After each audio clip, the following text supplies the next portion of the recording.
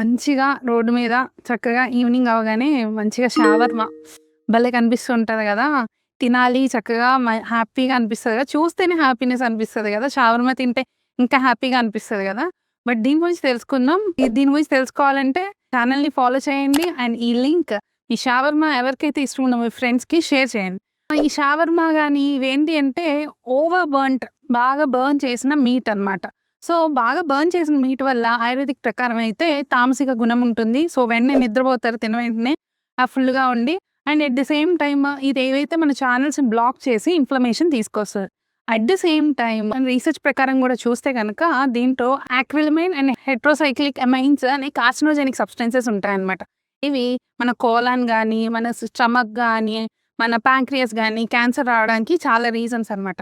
మామూలుగా కుక్ చేసుకున్న మీట్‌తో ప్రాబ్లమ్ ఏం లేదు. కానీ ఓవర్ బర్న్ చేసి ఎక్కువ టెంపరేచర్స్‌తో బర్న్ చేసి గ్రిల్ చేసిన మీట్ వల్ల క్యాన్సర్ వచ్చే ప్రమాదం ఉంది.